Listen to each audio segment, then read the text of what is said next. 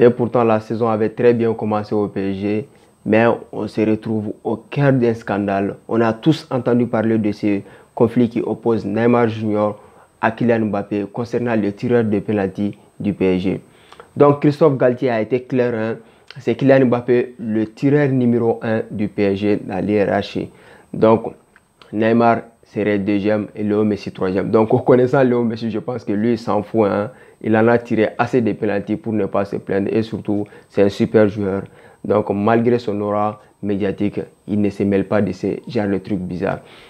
Donc moi personnellement, j'ai fait mes petites recherches et je me suis procuré les statistiques claires des trois joueurs. Nous allons inclure Léo Messi, hein, même si on sait que lui ne va jamais se mêler de ce genre de trucs.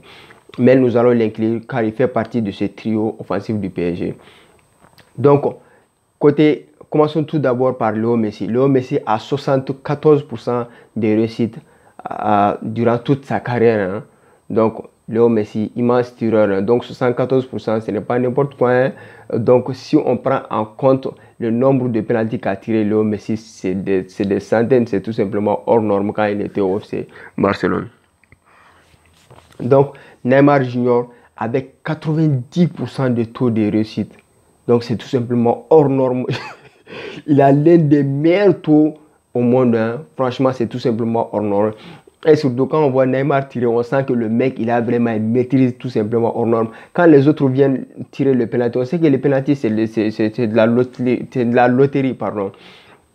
Mais quand Neymar le tire, on sent vraiment qu'il maîtrise le sujet. Et surtout, il a une technique vraiment imparable. Hein. On l'a vu hier face à Montpellier, c'était tout simplement hors norme.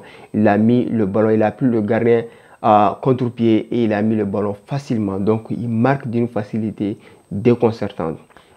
Donc, Kylian Mbappé, qui est vraiment comment vous dire, le tireur numéro 1 du PSG, officiellement en tout cas, a un taux de réussite de 80%.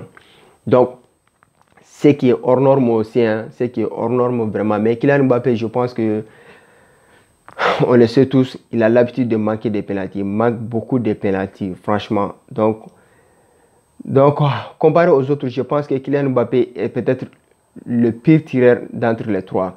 Parce qu'il est juste au début de sa carrière, il n'a pas tiré beaucoup de pénaltys, il n'a pas tiré autant de pénaltys que Neymar ou de Messi, mais il a un taux de réussite de 80% déjà. Donc un taux qui se voit à la baisse. Hein. Donc le taux de Kylian Mbappé est en train de chuter et en chute libre. On se rappelle en 2021 déjà, par exemple, il était à 95%, donc ça a chuté jusqu'à 80%. On l'a vu encore une fois hier face à Montpellier, il a manqué son penalty. Donc, moi, personnellement, je pense qu'entre les trois, Neymar est tout simplement le meilleur tireur. Donc, mais Christophe Galtier a été clair, c'est Kylian Mbappé, le tireur numéro 1 des pénaltys du PSG. Pourquoi cela? Selon beaucoup de journalistes, dans le contrat de prolongation de Kylian Mbappé, il est bien stimulé dedans qui sera le tireur officiel de pénalty du PSG. Donc, je ne savais pas qu'on pouvait mettre ça dans les contrats professionnels, mais apparemment, oui. Bon, si c'est le cas, je pense que Christophe Galtier est vraiment dans du beau drap. Donc, c'est la première fois qu'il arrive dans un club de cette dimension. Et surtout, le mec, il dirige Léo Messi quand même. Hein, Léo Messi, Neymar, Kylian Mbappé, qui sont les meilleurs joueurs au monde. Hein. En tout cas, ils font partie des top 10 des meilleurs joueurs au monde. Donc, le mec, il se retrouve à diriger tous ces trois joueurs dans un même club en même temps. Et s'il faut mêler des conflits à cela, je pense que c'est comme si on mettait de l'allumette devant de l'essence. Donc, ça va brûler, ça risque de brûler au PSG et ça va faire mal.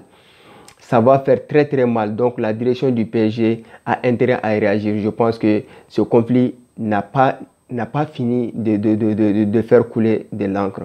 Donc, on est qu'au début, la saison risque d'être très très longue du côté du PSG. Comment on peut calmer ce jeu? Personnellement, moi, je pense qu'il faut essayer de partager les rôles dans cet effectif. Surtout quand les deux protagonistes sont Neymar et Kylian Mbappé. Pourquoi ne pas donner les pénaltys à Messi pour calmer le jeu? On sait que Kylian Mbappé respecte énormément Léo Messi. par la carrière qu'il a fait. Et surtout, Léo Messi, c'est une légende vivante. Et surtout, Neymar aussi le respecte. Donc, si les deux respectent très bien Léo Messi, je pense que Messi semble être le candidat idéal pour calmer le jeu. Et aussi, dans le cas échéant, s'ils ne sont pas d'accord avec ce proposition, je pense que Léo Messi peut aussi intervenir dans la situation, essayer de calmer le jeu. Donc Neymar déjà, c'est son petit, c'est son ami de toujours. Et Kylian Mbappé, c'est un petit aussi qui aime écouter les anciens. On l'a vu, il écoute très bien Thierry Henry. Pourquoi ne pas écouter Léo Messi, qui est une légende vivante. Et surtout, il a la chance d'évoluer aux côtés de l'Argentin. 7 ballons d'or quand même, hein. Donc il ne faut pas l'oublier. Donc Léo Messi, c'est tout simplement un monument vivant.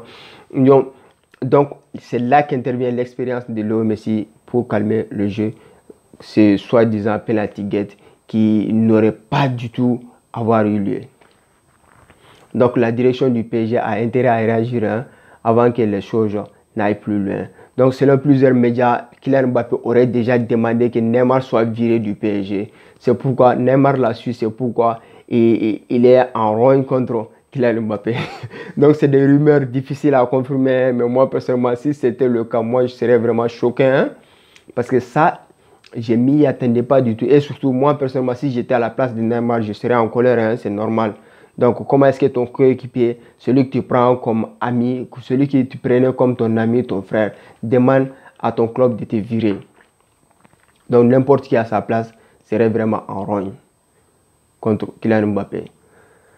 Donc, la situation au PSG n'est pas facile, hein, c'est pas du tout facile, mais la direction du PSG a intérêt à réagir pour calmer le jeu avant que ça n'aille trop loin.